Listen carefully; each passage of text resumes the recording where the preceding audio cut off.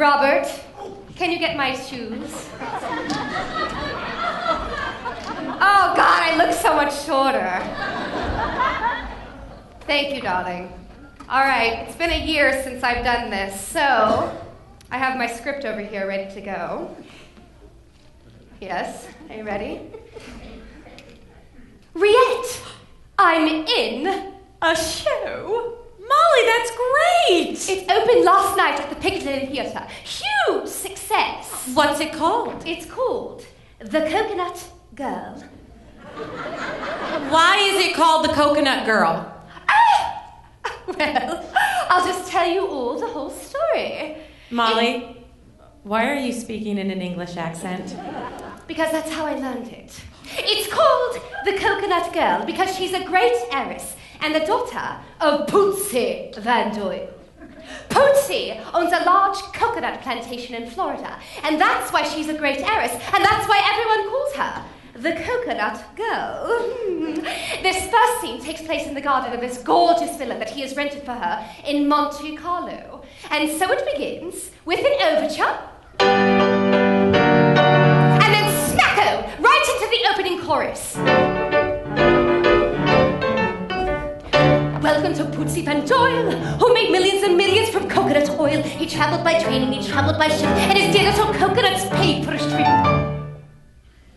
A man of the people, a man of the soil. Oh, welcome to Pootsie Van Doyle. And then there's lots more choruses and everybody's cheering. Cheer, cheer, cheer, cheer. Thank you. Okay, stop. And lots of milling about. Mill, mill, mill. And that brings on Tina. The Coconut Girl. Right! And Tina makes her entrance down the terrace steps with her maid and her butler and her hairdresser and her cook and several footmen. And she sings her opener. Opener? Yes, in the theatre we always call anyone's first number an opener. The orchestra strikes up and off she goes. I am known as the Coconut Girl.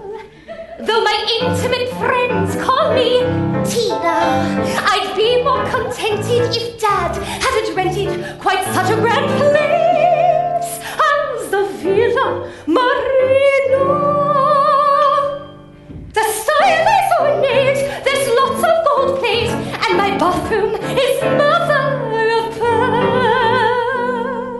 But beneath all this show, I should like you to know.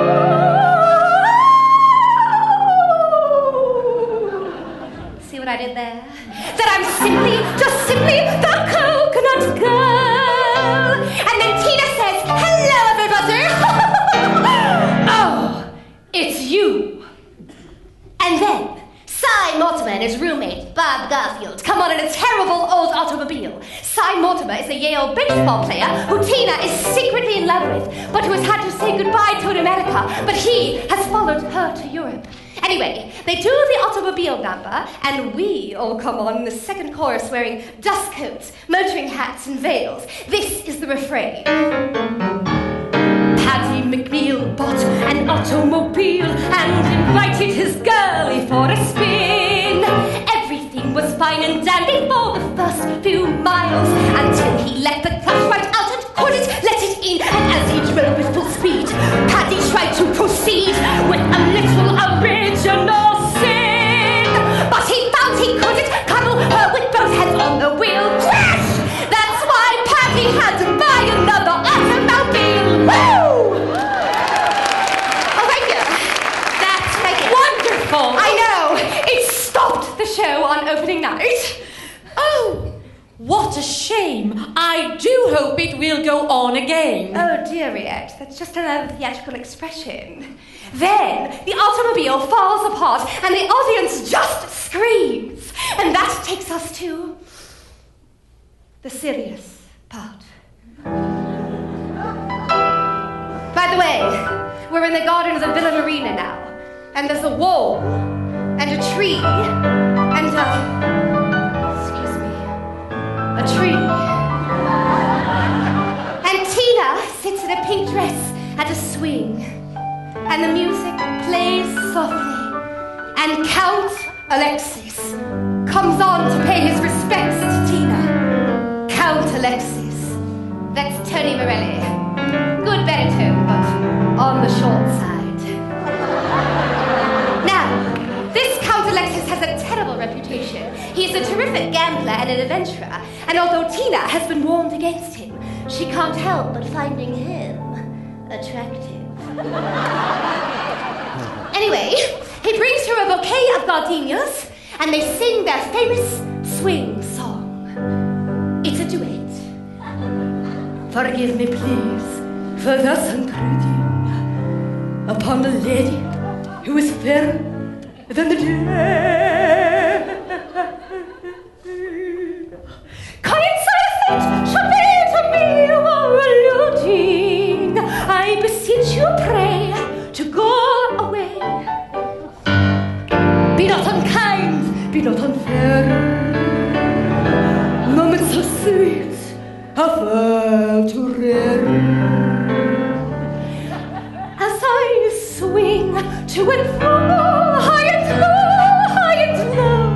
all my cares melt away like the cold winter snow. Would you permit a stranger for a while to stay with you? Maybe to share this beautiful day with you. We'll see, not a cloud in the sky, and the birds singing high, and the sound of the sea far below. Would you permit a stranger who has nothing but a lonely heart to bring, just to kiss you as you swing to and fro?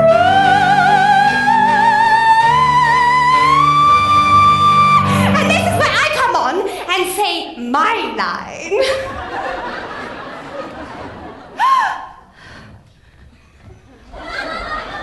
Oh, Count Alexis, you are a cad and a bounder. And then Tina turns to look at him, and she says she never wants to see him again, and she faints dead away. And that's the end of Act 1.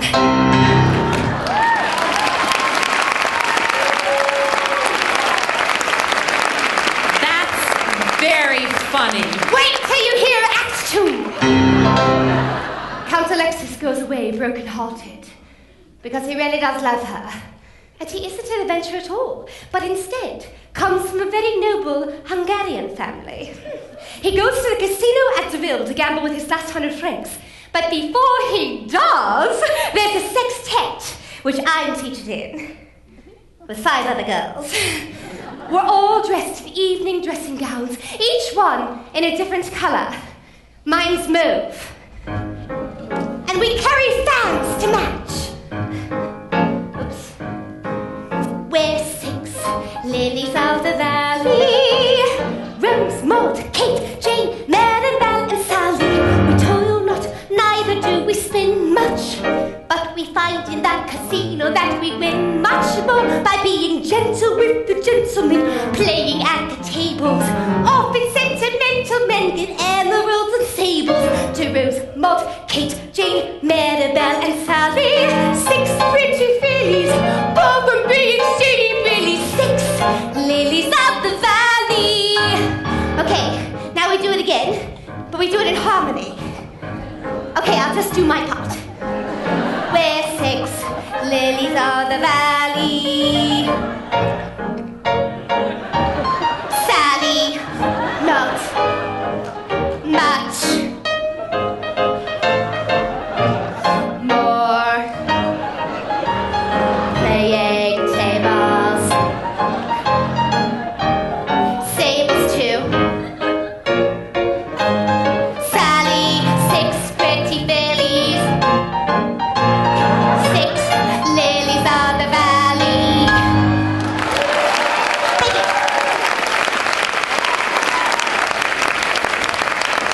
What's next? Uh-oh, you lost your part. Often sentimental men? Almost. Let me take a look here. I have to stay in my accent. There we go, there we go. Then, Count Alexis goes to the roulette table, and everyone gathers around him, and we all sing, Lady Luck, come to my aid. This is a game that must be played and won. And then we all sing, what fun, what fun, what fun. And then he wins. And he wins again and again, and the excitement is terrific. And he finally breaks the bank, and we all sing, that's marvelous, Count Alexis, that's marvelous. Oh, that is marvelous. Oh, yes, I know, he's very pleased. Uh-oh. And then he goes on to discover that the coconut blight has struck the plantation. And poor Tina is left penniless. And that is when Count Alexis throws all of his money in cash at her feet. And she realizes that he has always loved her for herself alone and not for her coconuts. Then we all do the Walla Walla Boola. What on earth is that? That is the dance hit of the show. I'll show you.